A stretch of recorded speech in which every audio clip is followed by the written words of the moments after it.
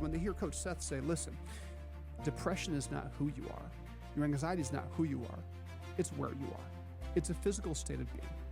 So all the shame and all the guilt is removed. Now I can step into, they feel very validated that, okay, I'm a human being. I'm in a state of being. And it's normal. It's the human experience. But I'm learning that I can take control and I can shift up to a better state. That gives them hope.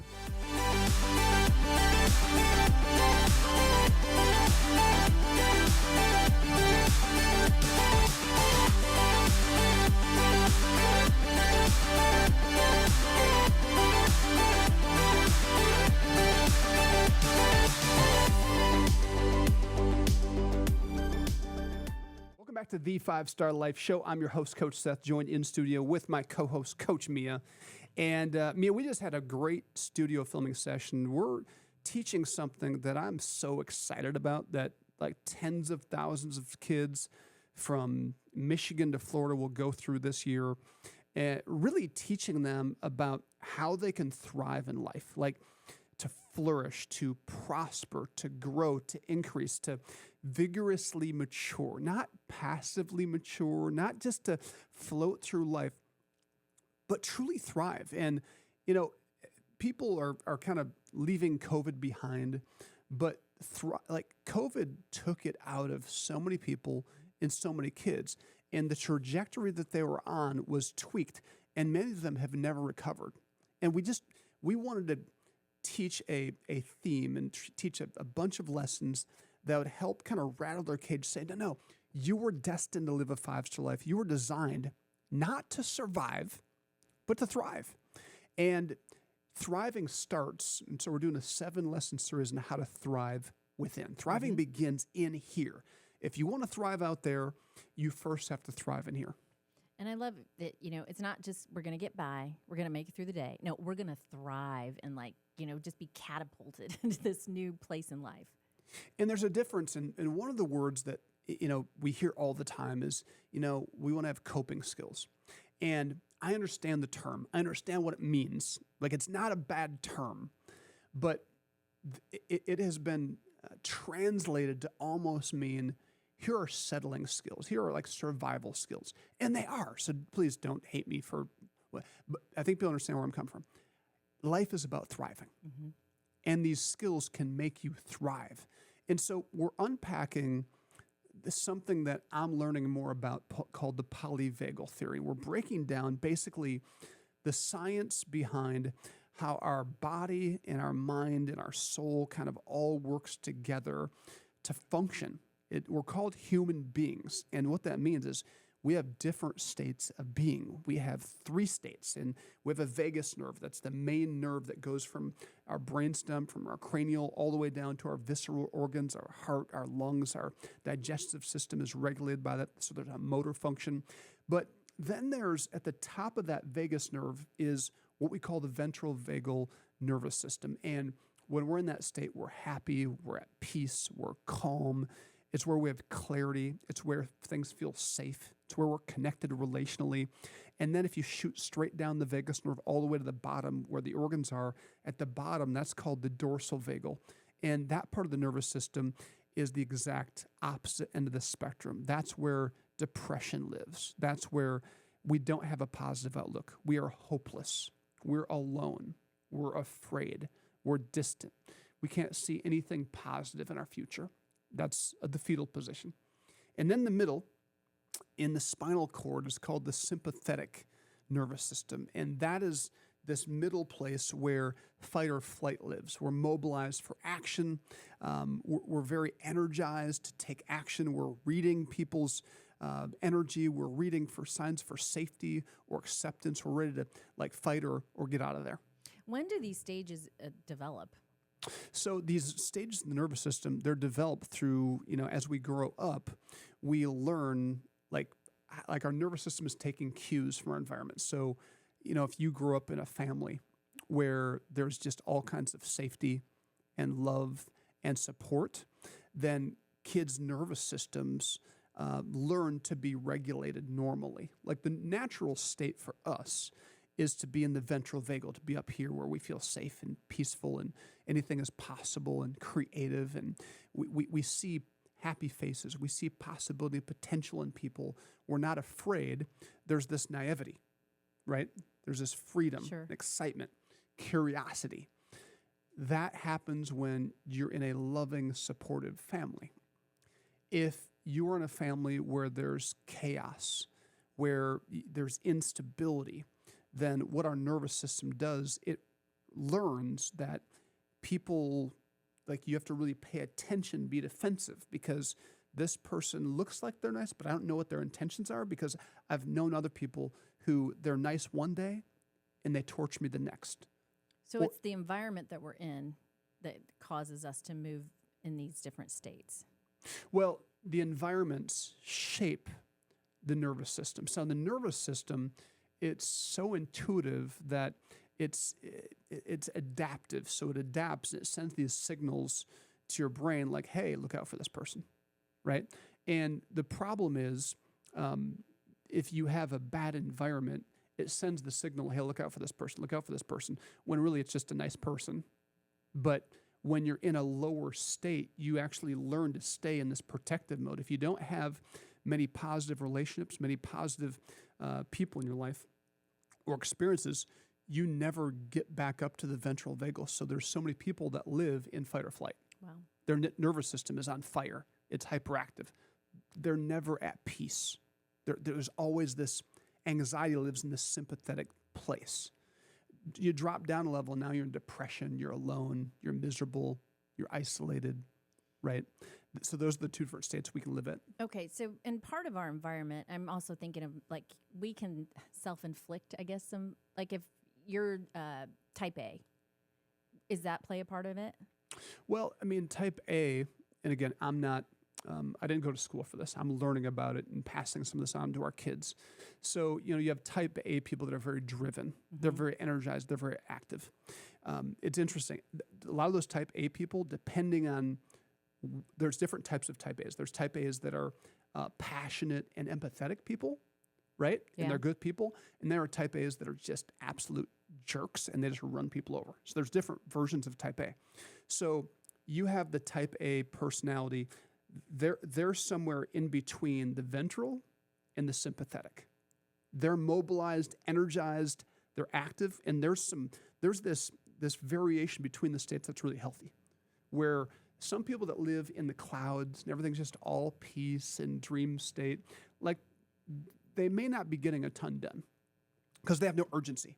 Mm-hmm. There's got to be some sympathetic action that moves us to act, to have goals and dreams, like we're pursuing this. And there's a little like, hey, if I'm behind schedule, I'm not going to get there. So it's not like this horrible fear, but there's this little bit of anxiety that's really powerful. Okay. That keeps us engaged and moving towards our vision and getting things done. That's healthy. So all anxiety is not bad. Well, that's what I was wondering is like, where does that fall? So thank you. Does that make sense? Yeah. Mm-hmm. Yeah. So anyways, the whole thing is fascinating because, a lot of people tend to just think, well, this is just how I am. And it's like, well, that's not just how you are, it's where you are, right? So a lot of kids wrongly think, well, I'm just sad, or I've tried to make friends, but I'm just a loner. Or I've tried to work out, but it's just not for me. I can't do a lot of those things. It's not me. It's like, well, it's the state you're in. So if you're in this depressed, miserable state, well, you're not going to be motivated, right? If you're down here at the dorsal level, you're not going to be motivated to do anything. Now, if you've got a little sympathetic version going, you're like, man, I look in the mirror, like, man, I'm for a 14-year-old boy to look in the mirror and say, I better get in shape because I'm kind of interested in that girl over there, or I better take a shower, or I better do my hair. There's like a healthy balance in there when they care enough to take action. So there's these different states that we go in and out of. And the reason we're teaching this to kids is because we don't want them to think they have to be a victim to any one state. You don't have to be stuck in depression. You don't have to be stuck in crippling anxiety and fear that holds you back from performing on tests in a game, from talking to people, from socializing. So as a parent, though, when I hear or I see that my child is in that lower state, are there things that I can say and do to help them? So, it's really challenging because when you're in that place, it's very hard for kids to see any hope. And it's why knowledge is power. What you want to be able to do is start to teach them, again, it's not who you are, it's where you are. So you're in a state. As they learn the different states, now they're starting to get the knowledge and the power that, oh, this is a state. It's not me, it's the state I'm in. And now I can learn how to shift up states. Does that make sense? Mm-hmm. So that's where you want to start. Otherwise, they're going to feel like you're belittling them. They're not going to be able to receive it until they get the knowledge for it, right? So we're going to take a quick break. I want to come back with more. This is a really fun topic. I tell them I'm passionate about helping kids thrive. What's your name? Nico. Hi, my name is Julian. Roland. My name is Reese. Reese, how old are you? 10. 8. Nico, how old are you? 9. What has been your favorite thing that you've done out here so far? Fishing and boating. Fishing and boating because I haven't fished or boated in a long time. Because I just like fishing and boating in general. My favorite thing was brushing the horses. We're riding the horses because they're really dirty. You like watching the dirt come off? Yeah. What was the core value that you were learning out here? Courage. If you're really scared and you don't really like to do it or something, you put in the bravery. I'm just gonna do it anyway and try it, putting in effort. Do something you're not used to doing and not doing stuff that are popular or in your comfort zone. I respected the animals by cleaning them. Time value. Like if you get home from school and just scroll on TikTok and stuff, that's bad because if you just get to work and stuff, when you go to bed, you won't be stressed out or anything. Welcome back to the 5-Star Life Show. I'm your host, Coach Seth, joined in studio with Coach Mia, my co-host, and we're talking about helping kids live a 5-star life, teach them how to thrive. Before the break, you asked me a question about if a kid is at this low level and a parent's like, man, how do I help my kid if I recognize that they're depressed or they're stuck? I'm really concerned. How do you help them move? You asked a great question, what do you do? And knowledge, education is so important for them to wrap their minds around it because so many kids, I work with so many kids, tens of thousands of kids, they have so much guilt or shame about the state they're in. They probably don't vocalize it, but they don't like where they're at. But they're probably going to be defensive about it because they feel bad themselves. And so often your attempts to help them is going to feel to them like they're not good enough, there's something wrong with them, and you're trying to force them into change. So they might go one of two ways. They might get defensive and just kind of stay in this protective mode, why can't you just accept me? This is just how I am. They might say things like that. Or they might shut down and just take it and go more into a depressive mode. That's why things like this podcast and our video curriculum parent app, will walk them through educating them to give them hope. Because when they hear Coach Seth say, listen, depression is not who you are. Your anxiety is not who you are. It's where you are. It's a physical state of being. So all the shame and all the guilt is removed. Now I can step into, when they feel very validated that, okay, I'm a human being, I'm in a state of being, and it's normal, it's the human experience, but I'm learning that I can take control and I can shift up the anatomic ladder to a better state. That gives them hope, and that helps them shift instead of moving by guilt or fear or whatever. And I think of all the different parenting styles, and some of them are like, "Now stop, just get over it." I mean, what does that do to these kids?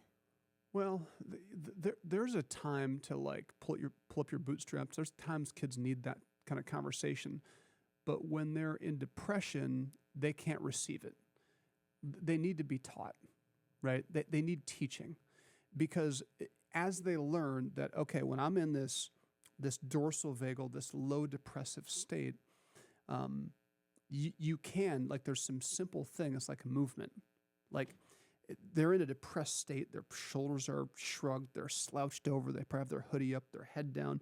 Like, that's their bodies. That's their nervous system, surveillance system saying, you're not safe. You're alone. You need to hide. You need to get away from danger. You don't matter. Your life is insignificant. So just go be alone. That's what their nervous system is telling them.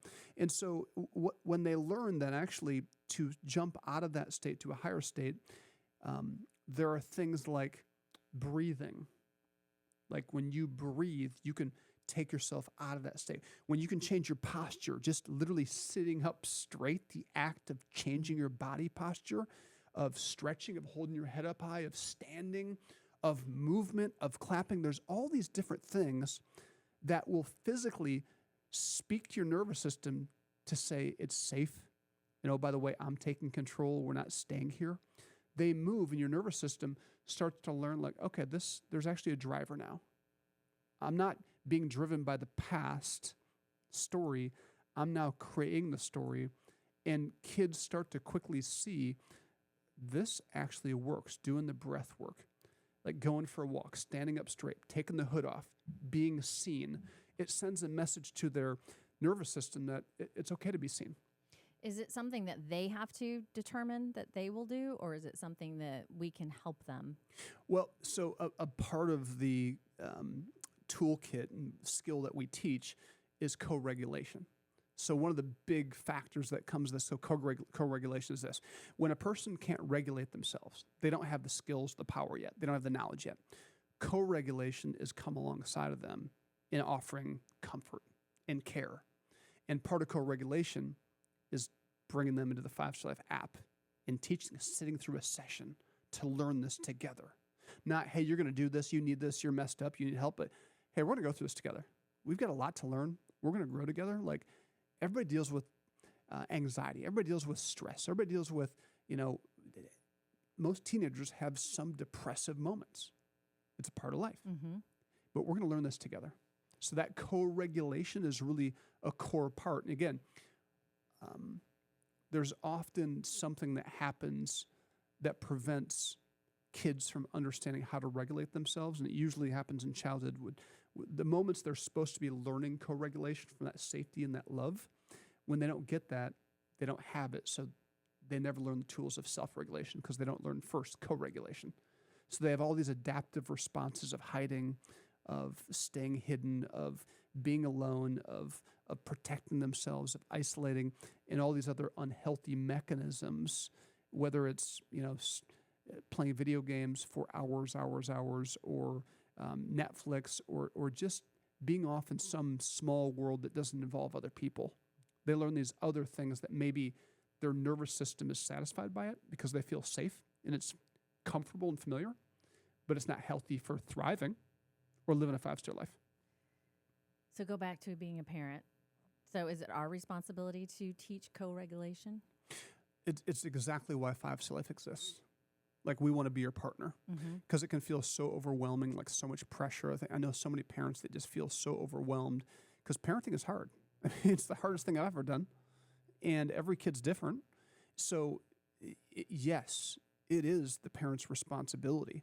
But instead of feeling overwhelmed and hopeless, which, again, that means you as a parent are dropping down the ladder, come up a little higher, take some deep breaths, know that you have a partner in 5-star life that wants to come alongside you and be a partner to help your kids walk through some of these series. I mean, think about this. In the previous segment, we talked about this. Like, we have programs where kids and parents come together and go through this, and their whole family dynamic changes because they're both learning how to do this work. They're both learning how to thrive. And when that happens together, your whole family dynamic shifts, and there's mutual respect, and there's a bar for how we interact, which is what all human beings want. We're wired this way. We're wired for this. What everybody wants. We just don't know how to get there. That's why, 5-star exists. Sure. And I think the important part about 5-star too is, we keep saying it is work. It is work. And Yeah. people, sometimes don't want to do the work, but I think we make it easy. Everything's work though, right? Well, true, but I mean, even to initiate, I mean, the videos they're not a half hour long. They're, 6-7 minutes. yeah, Mm-hmm. great questions that, again, it's not like 2 pages. I mean, I think we do a great job. It's literally a 6 to 7 minute lesson, and then 3 to 5 writing prompts that just are directly tied to what they just heard, just to process, get the mind going. And so what it does is it sets parents up to have this connection that parents who love their kids long for, and for kids, when they're honest, they're usually not honest at adolescence. If they're totally honest, they long for that connection. If they've never had it, they still long for it, but they don't even know it's possible if they haven't experienced it. So it's really a beautiful thing. Like, so if you think about like your situation, your family situation, and it's not a place of connection and of thriving, this is where we come in. This is where this parent app comes into place. And we're going to be offering more and more parent seminars and workshops to come alongside of you. But this show, again, liking and subscribing to the show is another simple thing you can do to make sure you don't miss out on some simple tips that will help you thrive as a parent. Mm-hmm. We encourage you to go to 5starlife.org at the top. There's the parent app waitlist. Get that so you're the first to get it. We are out of time. Thank you so much for tuning in. We appreciate you. Go to 5starlife.org to volunteer, to donate, to get involved. See you next week.